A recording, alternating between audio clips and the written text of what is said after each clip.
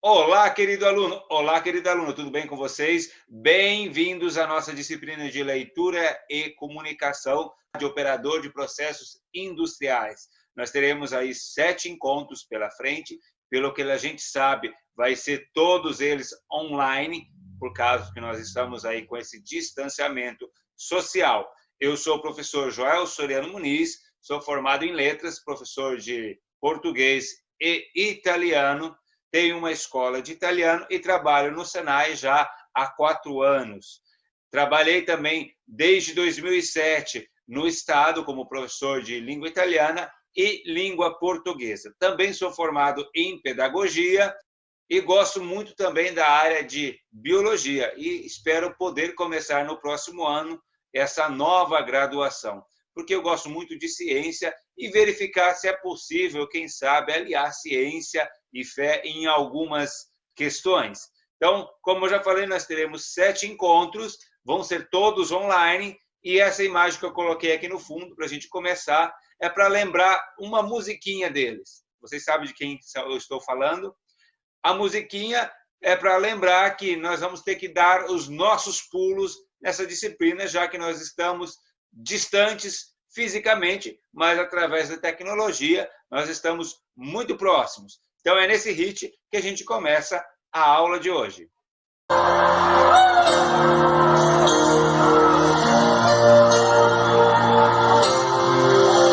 Estou sentindo soltar pelo ar. Quer me dominar. É uma coisa boa que vem na minha direção, que me contagia até dispara o coração.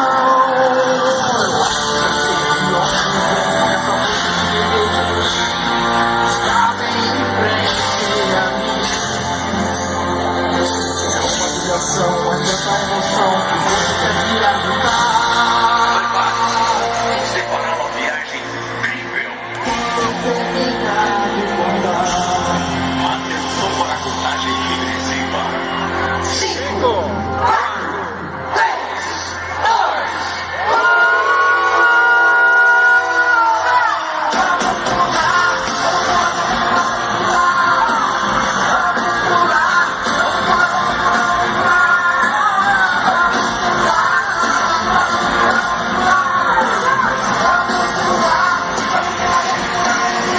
Muito bem, nós vamos começar então com esse conteúdo aqui, elementos da comunicação, que é algo muito simples que com certeza você já ouviu falar, talvez não com as mesmas palavrinhas, com os termos técnicos que nós vamos tratar aqui hoje, mas que são coisas bem simples e nós vamos mostrar isso para vocês, ok?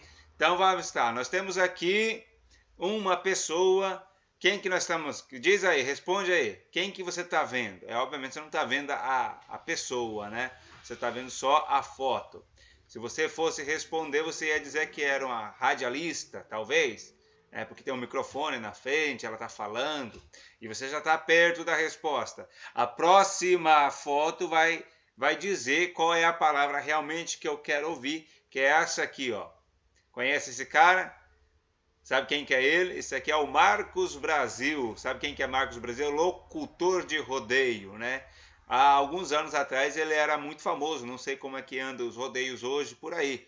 Mas enfim, locutor é a palavra principal que eu quero abordar neste comecinho. Porque locutor, neste momento, dentro dos elementos da comunicação, é aquela pessoa que está falando. Geralmente a gente costuma dizer a pessoa que fala, mas o termo técnico para essa pessoa que fala é locutor. Se nós temos uma pessoa que fala de um lado, que é o locutor, né, que também pode ser chamado de emissor, do outro lado nós vamos ter uma outra pessoa que é quem? Ela é o locutário ou receptor, ou seja, locutor, emissor, a pessoa que fala, locutário, receptor, a pessoa que ouve. Facinho isso, ok? Ouve o quê? a mensagem, porque se a pessoa está falando, ela está falando alguma coisa. Essa alguma coisa que a pessoa está falando e que o locutor está falando é a mensagem. Então, o locutor emite uma mensagem e o locutário recebe essa mensagem. Nós temos aqui algo bem conhecido de vocês, né, que são alguns canais de televisão. E eu peguei esses canais aqui só para utilizar como exemplo, porque a palavra que eu preciso nesse momento é canal. O que dentro dos elementos da comunicação é um canal? Então, nós temos aqui alguns meios pelas quais a mensagem chega até nós. Nós temos a rádio, a televisão, o jornal, a revista. Tudo isso são meios de comunicação, canais de comunicação. Quando uma pessoa está falando diretamente com você, ela está utilizando um canal também. E aqui nós temos os instrumentos, os meios ou os canais de comunicação. Para que uma pessoa fale e a outra possa entender qual é a mensagem que está sendo dita, as duas pessoas precisam partilhar o mesmo código. Pergunta para vocês, qual é o código que eu utilizo? Eu, que sou o locutor, estou falando aqui nesse momento, que você que está assistindo o vídeo do outro lado, né? Qual é o código que nós estamos utilizando que permite você entender o que eu estou dizendo? 3 segundos. Exatamente, a língua portuguesa é o nosso código. Existem várias outras línguas, vários outros códigos, não só os falados, obviamente. Então, se eu começasse a falar em outra língua, dificilmente você entenderia se eu falasse em japonês. Como eu não falo japonês, eu não vou dizer nada em japonês.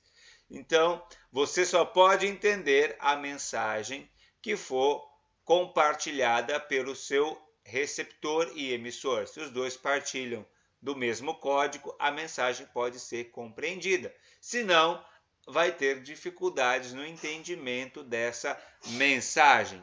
Então, nós temos aqui a pessoa que fala, a pessoa que ouve, está compartilhando uma mensagem e, neste caso, nessa nossa interação aqui, o canal que nós estamos utilizando é a nossa voz, ou seja, as cordas vocais, o ar passa pelas nossas cordas vocais, faz vibrar e produz um som, e esse som acaba se transformando na mensagem que faz com que a outra pessoa do outro lado entenda aquilo que eu estou dizendo. Então, quando eu falo, estou perto de alguém, o canal que a gente utiliza é a voz, ok? Não é o rádio, não é a televisão, não é o jornal, não é a revista, aquilo lá são os canais também, mas nesse caso aqui, quando um fala, o outro ouve, nós temos o canal de comunicação, a voz, utilizando-se das cordas vocais. E o código, como nós já falamos também, que é a palavra falada neste caso,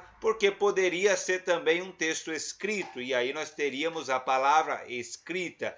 E novamente, para que eu entenda esse código, os dois precisam compartilhar. Nós utilizamos aqui a língua portuguesa. E você que está entendendo o que está escrito na tela, é porque você também partilha deste código. Tá? E se a gente não entende o código, se a gente não partilha dos mesmos códigos, há alguns probleminhas na comunicação. Alguns outros tipos de código, você pode estar vendo aí no seu computador. Nós temos as libras. O que significa Libra? Linguagem Brasileira de Sinais. E há uma curiosidade que não sei se você sabe, no Brasil nós temos duas línguas oficiais. A língua portuguesa é a primeira e a língua brasileira de sinais é a segunda. Pergunta para você, você conhece a língua de sinais? Fica o convite para você aprender algumas coisinhas, porque é importante a gente se comunicar, quem sabe, com as pessoas que dominam essa linguagem, ok?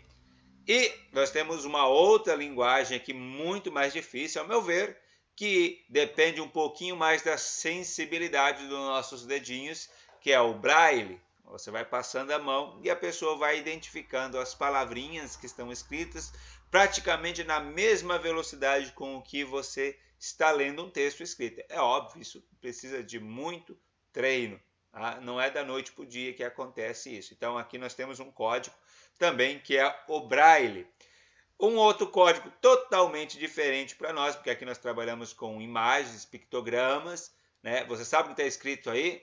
Nem eu, né? Nem eu sei o que está escrito aí. Eu sei que é uma palavra que significa alguma coisa, mas eu não sei o que significa porque eu não partilho desse mesmo código. Talvez alguém que entenda esse código vai poder dizer, ó, está escrito isso, né? Como nem eu, nem você, será que alguém partilha desse código? Alguém sabe o que está escrito aí? Se você sabe o que está escrito aí, escreve nos comentários no vídeo, eu quero descobrir essa resposta.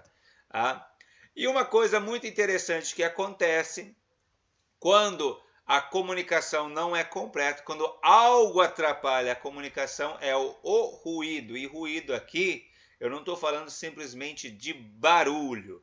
Enquanto eu estou gravando esse vídeo, eu moro perto de uma avenida, então tranquilamente você vai escutar alguns carros que passam por perto, algumas motos, e elas fazem um barulho, fazem um ruído, e pode acabar desconcentrando ou fazendo com que você não ouça aquilo que eu estou falando. Mas ruído, ó a moto, ó. Escutou? Isso é um ruído. Mas ruído nesse caso aqui não é somente os barulhos. Ruído é tudo aquilo que tira a atenção da mensagem que está sendo dita. Imagine um palestrante que fale muito bem, né? E ele começa a falar e ele não percebe, mas a braguilha da calça dele está aberta. E muita gente que estiver na plateia assistindo a fala dele vai parar de perceber, de prestar atenção no que ele está falando para prestar atenção em outra coisa. Ou seja, é algo que distrai, né, a atenção da mensagem, que tira a atenção da mensagem. Isso é um ruído. Pode ser o barulho, mas pode ser qualquer coisa. Por isso que é importante, dependendo da situação, a roupa que eu visto, né? Se é uma entrevista de emprego, eu vou com uma roupa para que aquela roupa que eu estou utilizando naquele momento não cause um ruído que tire a atenção da pessoa que eu estou falando de mim e a atenção acaba indo para a roupa, ou para o meu penteado, ou para alguma coisa diferente. Então, ruído é tudo aquilo que tira a atenção da mensagem. Mas existe uma outra coisa para completar os elementos da comunicação, que é o referente ou o contexto. E aqui eu costumo dizer que o contexto é a coisa principal dentro da mensagem. Uma mensagem tirada dentro do contexto pode mudar a própria mensagem. Com certeza já aconteceu com você de você enviar uma mensagem no WhatsApp para alguém, né? E a outra pessoa do outro lado, não sei o porquê ela leu aquilo diferente e ela responde assim: ai, seu grosso, nem falei isso, né? Não sei o quê. Por quê? Porque a pessoa não entendeu o contexto no qual você enviou a mensagem. Vou dar um exemplo para vocês. Vamos supor que você está na praia, né, ali tomando um banhozinho, né, pegando um jacaré na praia, e de repente você escuta uma única palavrinha: tubarão! O que você faz imediatamente? Você nem olha para trás, você simplesmente pega e sai correndo da água, vai para a areia e fica procurando o tubarão, não é mesmo? É isso que qualquer um faria, porque tem medo do tubarão, de levar uma mordida, que não deve ser nada interessante. Agora imagine, você está na avenida, ali na Parigô de Souza, perto do Senai, e de repente alguém grita do meio da rua: tubarão! Você vai simplesmente olhar para trás lentamente e vai pensar assim: tem um maluco aqui. Por quê? Porque essa palavra não faz sentido nenhum naquele contexto, naquela avenida. Ou seja, a palavra é a mesma, mas ali naquele contexto ela não faz sentido. O que um tubarão vai estar fazendo no meio da avenida? E obviamente você não vai correr, não vai se colocar numa proteção, num lugar de proteção a salvo de um perigo. Por quê? Porque você não vê perigo nenhum no tubarão no meio da avenida. A palavra é a mesma, mas o contexto é diferente. Então, muitas vezes, quando a gente muda o contexto, a mensagem também não é entendida. E quando ela não é entendida, a gente tem o nosso ruído, ok? Então, esse aqui é o quadro completo dos elementos da comunicação. Um locutor que emite uma mensagem para um receptor através de um canal. Nesse caso eu estou falando, estou utilizando das minhas cordas vocais. Utilizo também de um código, nesse caso a palavra falada. O nosso código é língua portuguesa e nós estamos dentro de um contexto. Qual é o nosso contexto? Uma aula online. E se caso alguma coisa a gente não entende por causa de alguma coisa que aconteceu, a gente pode chamar isso de ruído, ok? Bem simples, bem fácil, são os elementos que a gente já viu até hoje, ok? Vamos para o próximo conteúdo. Ô, Lico, pega coisa ali pra mim. Que coisa? Perto do treco ali. Que treco? Do lado do esquema. Que esquema? Perto do negocinho tem um esqueminha assim. Onde? Do lado do troço ali. O que é? Tá difícil hoje, hein? Você não me fala o que você quer? O Dani pediu pra vir até aqui pra pegar o coisa em cima do esquema do lado do trocinho ali que o carinha lá, amigo do outro, tá precisando. Mas que coisa? Em cima do bagulho lá. O abajur. Se eu quisesse o abajur, eu teria pedido o abajur. Por que você me fala o que você quer? Não sou eu que quero, é o carinha lá, amigo do outro, que tá com o Dani e pediu pra vir aqui pegar o coisa. Mas que coisa, Anderson? O esqueminha todo coisadinho ali. Que esquema, meu Deus do céu? Em cima do bagaio. Não é o abajur. Mas que fixação pelo abajur, cara. Você quer o abajur, pega ele pra você. Me fala o que você quer que eu pego. É o que eu tô tentando falar desde que eu entrei aqui. Então pega você, ué. Eu não posso, eu tô segurando a coisa aqui. Se soltar o treco aqui, o coisa todo lá vai zoar o esquema. Que esquema, Anderson? O lance que usa os breguetes, que o carinha lá, amigo do outro, pediu pra vir buscar o coisa aqui, caramba. Se você não me fala, fica difícil, concorda? Você que fica fazendo os esquemas aí tá ficando surdo. Que esquema? De ficar falando, coisando os esquema lá. Bagaio. Desde quando eu fico coisando os esquema? Eu nem no bagaio fui. Os caras ficam falando, tal. Seu governo, eu nem fui no coisa que coisa o esquema pra não ter que coisar o coisa. Mas coisou. Coisou o quê? O esquema lá. Não coisou. Coisou. Não coisou. Coisou. Não coisou. Coisou. Não coisou. Coisou. Não coisou. Coisou. Não coisou. Coisou sim, que eu nunca vi um coisa tão coisado como aquele coisa. Coisou não. Coisou os breguetes inteiros do lance do troço que eu vi o esquema. Esquema não. Foi um lance. Pra mim foi um esquema. Você confunde tudo também. Qual a diferença do lance lá pro esquema lá? Todo mundo sabe que o lance é um esquema meio lanceado. E o esquema é um lance no esquema, Anderson. Por favor. Pra mim é o contrário. Pra você, E aí, a gente pegou lá, meu? Não, o Lico não quer pegar. Pegar o quê? Viu? Ô, Lico, deixa dessa e pega lá, vai. Me fala o que é, que eu pego. Ali em cima do troço ali, O que? Que troço? perto do bagulho. Que bagulho? Nossa, que É irritação. o que eu falei pra ele. É um negocinho que tá em cima do negocinho de esqueminha lá. Que esquema? Do lado do troço ali. O abajur. Serve. Muito bem, vamos agora para o nosso segundo conteúdo, que tem a ver também com o primeiro, que é variedades linguísticas relacionado ao uso da língua. Com certeza você já ouviu isso aqui também da escola, do seu professor de língua portuguesa. É um conteúdo bem simples, só para a gente iniciar essa disciplina de comunicação empresarial, porque é um conteúdo que faz parte da grade curricular do curso. Então vamos lá. Imagine vocês se eu fosse dar aula dessa maneira. Não muda muita coisa se eu for com outra roupa, mas tudo bem. Imagina eu indo vestindo assim, vestido dessa maneira. O que vocês iam achar? Estranho, né? Mas vou botar uma outra foto aqui. E se eu fosse dessa maneira aqui? Ia estar mais estranho que a primeira? Bom, vamos lá. E aí se eu chegasse na aula e tipo assim, meio maluco, mano, nós não estamos entendendo essas paradinhas, falando um jeito meio estranho, você ia entender? Ou se eu falasse de um jeitinho, oi, o tio vai contar uma historinha, depois vai fazer perguntinhas, se vocês aceitarem vai ganhar docinho. O que vocês acham de falar dessa forma ou se vestir dessa forma? Pergunto para você, o que está errado? São as roupas ou são as frases? Bom, antes que você possa dar uma resposta, ou que você já tem uma resposta na sua cabeça, eu quero dizer que nada está errado, nem as roupas e nem as frases. O que está errado, e a gente já viu isso no conteúdo passado, é o contexto na qual elas são utilizadas. Quando eu tiro algo fora do contexto, a minha mensagem não pode acabar não tendo sentido esperado. Então, aquelas roupas podem, aquelas falas podem, mas elas têm que estar num ambiente adequado. Aqui eu tenho alguns linguistas que falaram, especificaram que são variedades linguísticas.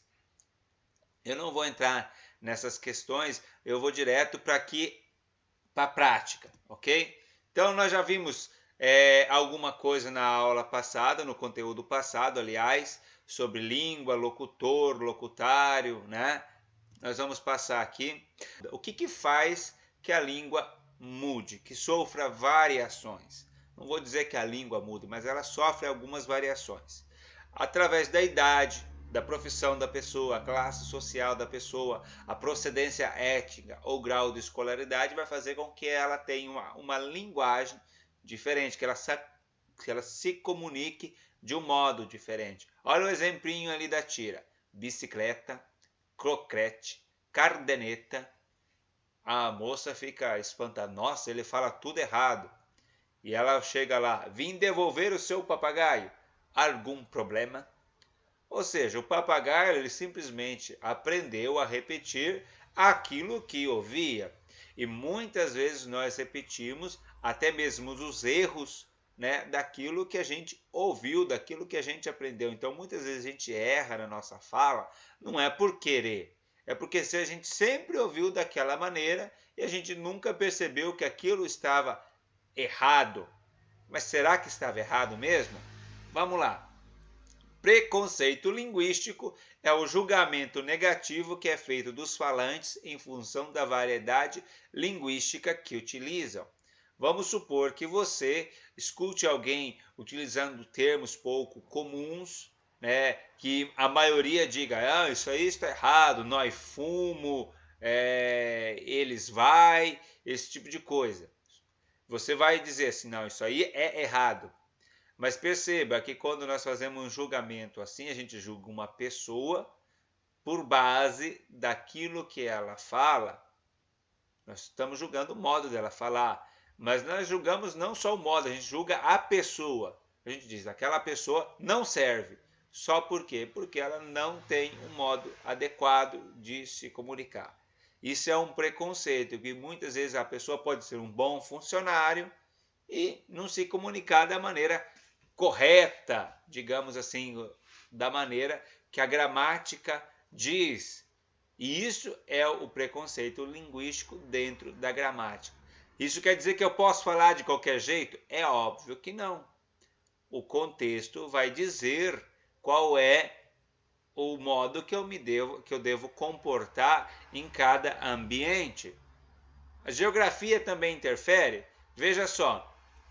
Tá vendo a tirinha ali, ó? Tá vendo só, Chico? Até onde suas vistas alcança, tudo pertence a meu pai. E o seu? O meu pai é o mesmo que o seu, uai. O pai do céu, ara. Veja bem, nós temos dois personagens aqui. O Chico Bento, né, que é pobre, e o outro lá que parece ser bem rico, né, até pelo que ele fala. Mas os dois, independentes da condição financeira, têm o mesmo tipo de linguagem, porque eles vivem no mesmo ambiente, no mesmo delimitar geográfico. Então, a geografia faz que a minha fala também seja de uma maneira específica. Aqui, para quem entende um pouco de mineirês, aí ó, sapassá estava eu na cozinha cozinhando um quilo de carne com mais tomate para fazer macarronado com galinha assada. Quase caí de susto quando vi um barulho vindo dentro do forno, parecia time de guerra. A receita mandou pôr milho de pipoca dentro da galinha para assar. O forno esquentou, me estourou, o fiofó da galinha explodiu. Nossa senhora, fiquei branco que nem um litro de leite. Foi um trem doido demais, quase caí dentro da pia. Fiquei sem saber de onde covim, para onde covou, onde cotou. Ó, pra você ver que loucura. Graças a Deus ninguém se machucou. Quando você ouve você consegue entender bem mais fácil do que você lendo o texto. Tá? Obviamente que esse texto aqui, ele traz um pouco de caricatura do pessoal do interior de Minas Gerais, né? Porque ele exagera algumas questões. É óbvio que talvez as pessoas não falem assim, nem lá em Minas Gerais, nem mesmo no interior. Mas aqui há um exagero para que você entenda a delimitação geográfica, como ela pode interferir dentro da linguagem. Vamos para frente aqui. A condição histórica pode influenciar? Pode também. Então aqui eu tenho o pai e o filho que estão separados pela idade dentro da história. Então tinha aquele professor de gramática que gostava de falar direitinho, português limpo, pronúncia bem caprichada, os termos bem escolhidos. Ao ouvir as expressões que o filho usava, ficou escandalizado e pediu: "Eu queria pedir um favor, pode ser?" "Claro, papai. Por favor, não fale mais 2 palavrinhas. Uma é cafona e a outra é careta." "Está bem." "Tudo bem. Quais são as 2 palavras?" Perceba, o filho não entendeu quais eram as 2 palavras. Por quê? Porque para ele, tanto a palavra cafona quanto careta são palavras comuns. Mas para o pai, que era de uma outra época, já não era comum e para ele essas 2 palavras eram pesadas. Então aqui a gente vê o marco histórico acontecendo na comunicação também. Uma palavra que vai mudando com o tempo são essas aqui. De primeiro, farmácia era com PH, hoje não tem mais o PH. E a palavra, né, nós tínhamos ali vossa mercê, vós me cê, vancê, até essa que nós conhecemos hoje, que é você. Lá no caipirês tem gente que fala assim, ocê. Então, ocê, alguns falam. No WhatsApp, né, você escreve só o VC, não é mesmo? E o VC a gente escreve e na oralidade do dia a dia a gente só coloca uma letrinha, que é o C. Você viu? Você foi lá? Veja só, de uma palavra, de 2 palavras, foi se tornando na pronúncia uma única letra, mas que mesmo assim não impede o nosso entendimento, ok? Os estilos. Falo fluentemente inglês, espanhol, francês, russo, italiano e alemão. E o português aí varia. Por que é estilística aqui? Porque dessas línguas que essa moça aprendeu, ela aprendeu a gramática correta, sem erros, sem vícios. E no português, obviamente que ela deve ter crescido em algum lugar que tinha alguns vícios. Então, os estilos, o modo que ela fala, isso influencia também, né, na vida dela e na pronúncia dela. E aí, ó, para falando de sala de aula. E aí, professora, aí os brother tudo tipo assim, não estamos achando maneiras paradinhas aqui do new português. O menino está falando na gíria e a professora, que é de língua portuguesa, provavelmente ficou boiando, né, aquele ponto de interrogação. O que esse piá falou que eu não entendi nada? Mas imagine essa última foto aqui. Veja que belos movimentos elípticos fazem essas ondas. Meu caro amigo, pegá-la-emos neste instante ou mais tardiamente. Nós temos aqui até algumas coisas que mostram que ele está deslocado da situação. A fala dele, né, não é a fala de quem está na praia. Ele é a fala de quem está, quem sabe, numa reunião de negócios. Tanto é que ele está de terno. E aí eu volto lá para a questão. O jeito da fala é errado? A roupa que eu uso é errado? Não. É o contexto na qual eu utilizo cada uma delas. A gente costuma dizer que o modo de falar tem que ser igual roupa. Eu tenho que usar um modo de falar de acordo com o ambiente que eu vou. Esse aqui não está utilizando a maneira correta. Obviamente você não vai para a praia assim e também não vai para um casamento, a não ser que seja o casamento da praia, né? Igual aquele segundo ali, né? Shortzão, chinelo, sem chinelo, né? O jeito que você fala com o seu amigo é diferente do jeito que você fala com o professor, do que é diferente com o jeito que você fala com o teu pai, com a tua mãe. Provavelmente, né? Eu sempre faço essa pergunta. Se você falar do jeito que você fala com o seu amigo, falar com o teu pai, o que ele vai fazer? Muitas vezes você leva um tapa na orelha, né? Mas é assim, a gente tem que entender quais são os contextos e dependendo do contexto, eu uso aquela forma de me comunicar. Entre os amigos, não tem problema nenhum eu esquecer. Nós fomos jogar futebol ontem. Nós fomos jogar bola ontem. Falo despreocupado. Mas talvez em uma situação que eu preciso observar mais a língua portuguesa, eu tenho que prestar mais atenção nas palavras para que eu não seja julgado pelo preconceito linguístico das outras pessoas. Porque, infelizmente, o preconceito linguístico ele existe, e ele diferencia alguns profissionais. Talvez você perde um bom funcionário simplesmente pelo modo de falar dele. Isso é errado? É certo? Eu deixo aberto a questão aqui. É óbvio que talvez não seja certo, mas você precisa aprender as duas formas.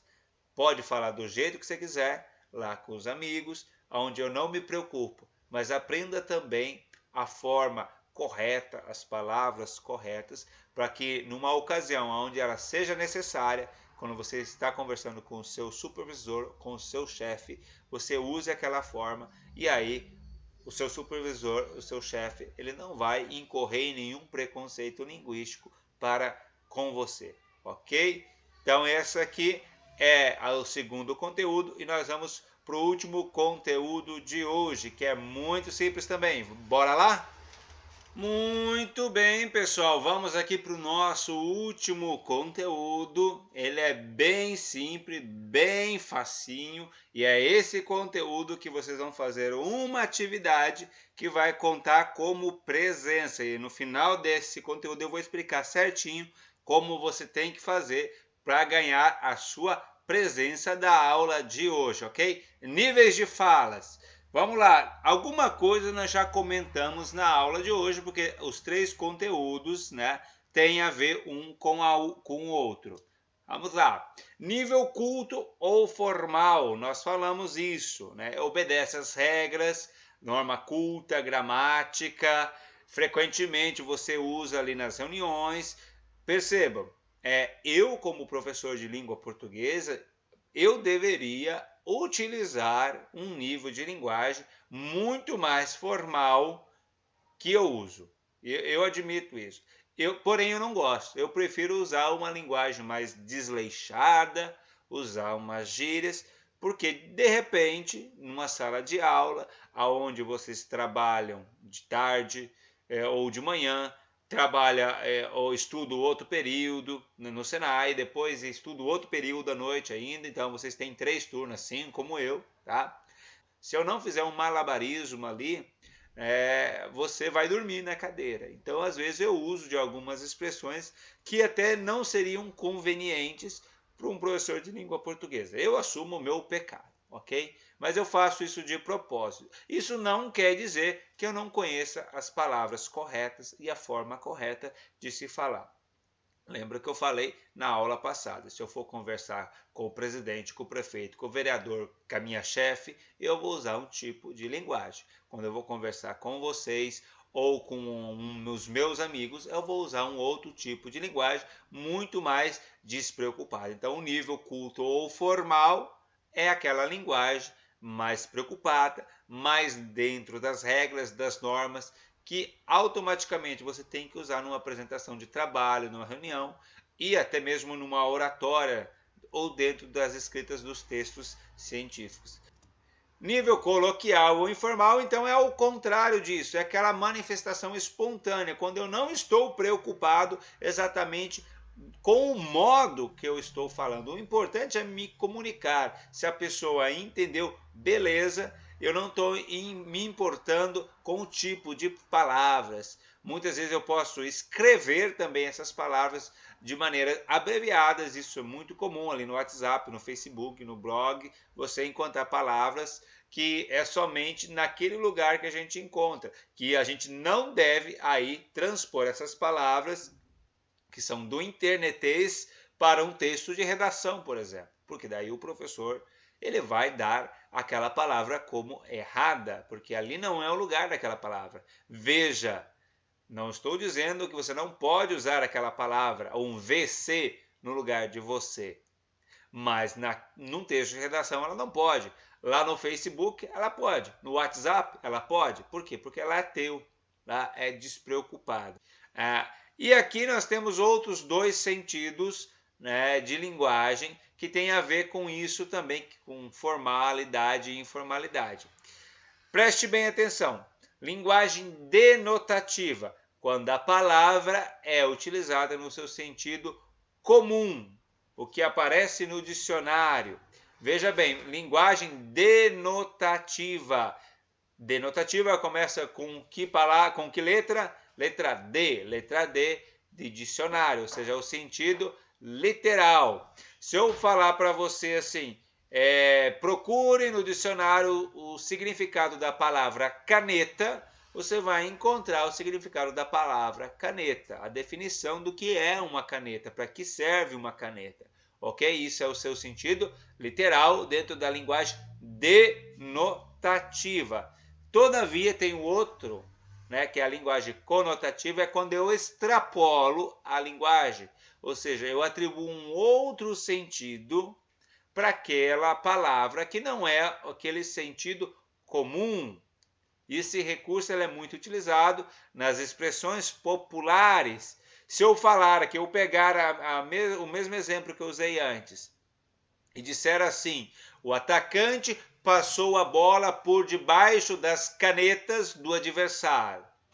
É o mesmo entendimento da caneta que você tinha procurado lá no dicionário? Provavelmente não é. É um outro sentido da palavra caneta, que nesse caso é as pernas do adversário. Nós temos aí na figura, né, uma imagem e a pergunta, e aí, tem jeito? Tem jeito o quê? E você tem uma imagem. Que imagem é essa? Alguém quebrando o galho. Quando você fala para alguém, quebra um galho para mim, é isso que você imagina?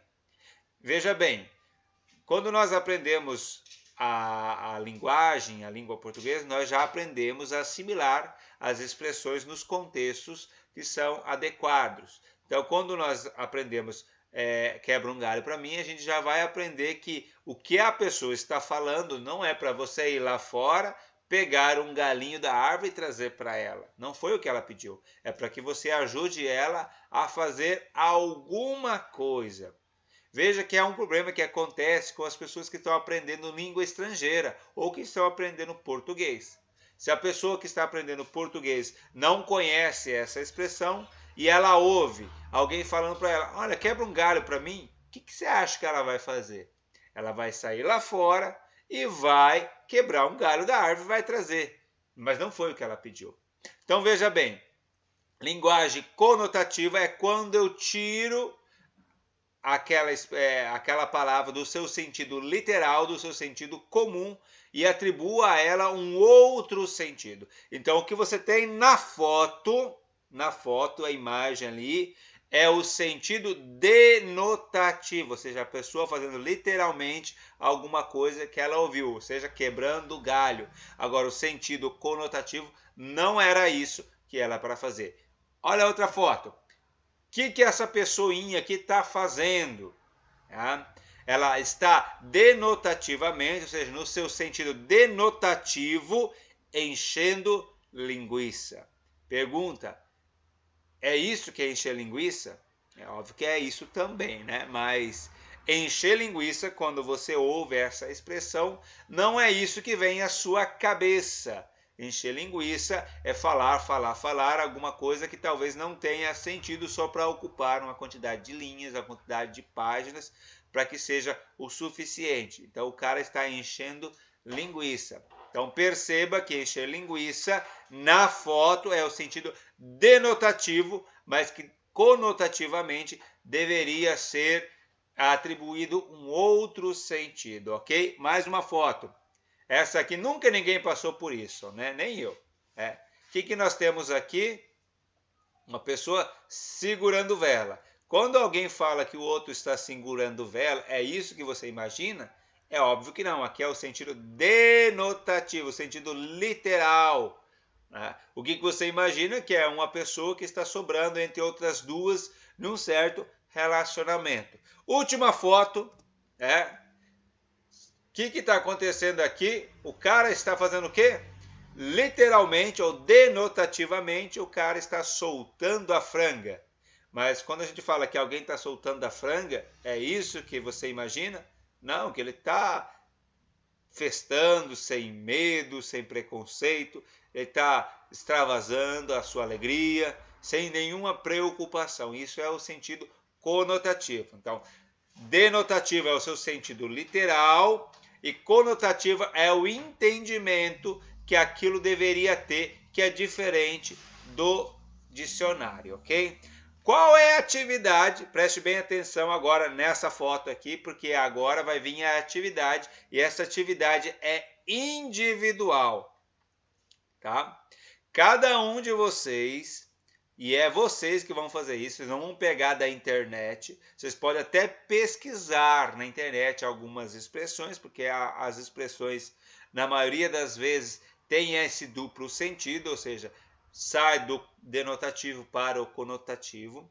Você vai fazer uma foto sua, denotativamente, na qual você está exemplificando uma ação que não deveria ser entendida de modo literal. Ou seja, essa foto aqui, eu não posso entender ela de modo literal. Soltar a franga não é isso.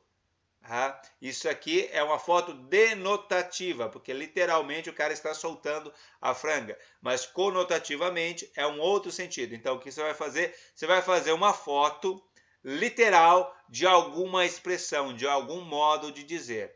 Eu sempre dou a dica de soltar o balde. Então vamos supor que eu fosse fazer essa foto. Então eu vou tirar uma foto com eu chutando o balde e vou fazer essa foto. Essa é uma foto minha denotativa.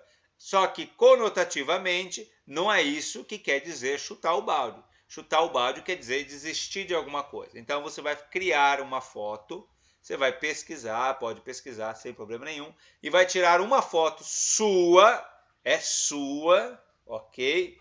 De alguma coisa, de alguma expressão que você está entendendo denotativamente, ou seja, desse jeitinho aqui, mas que o sentido dela é uma outra. Deu para entender? Não é difícil. Tá? Você vai fazer uma foto denotativa de uma expressão que tem um sentido conotativo. A foto você vai enviar com o seu nome, porque eu não sei, no grupo lá, né, não tem o nome de todo mundo marcado.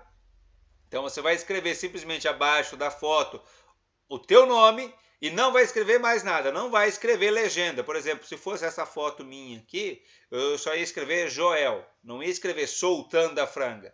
Porque você vai deixar para que a outra pessoa do outro lado lá do grupo entenda a foto que você enviou. E aí vai acontecer algumas coisas bem interessantes. Ele pode entender, como pode também não entender. A comunicação é isso. Às vezes a gente entende algumas coisas, às vezes a gente não entende outras, às vezes leva um pouquinho mais de tempo para entender.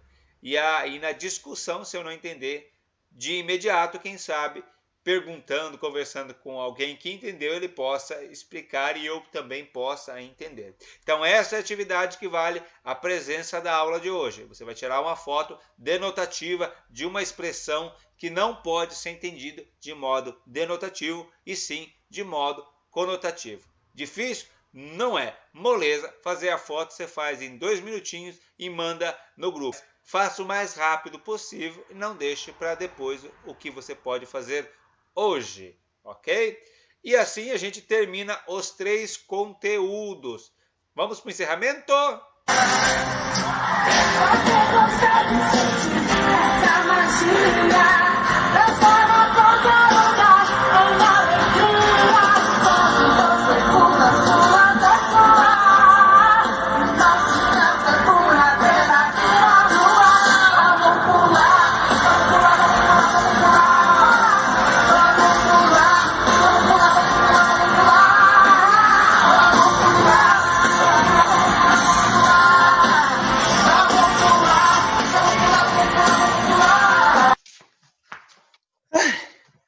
Isso cansa, hein?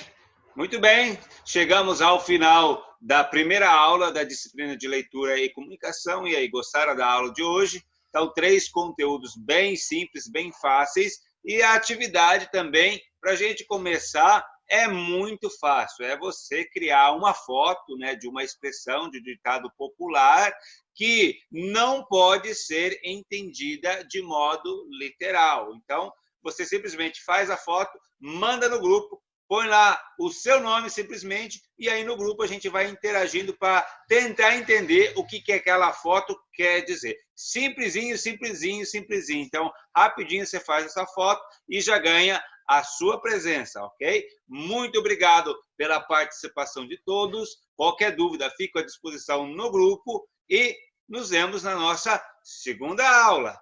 Até mais!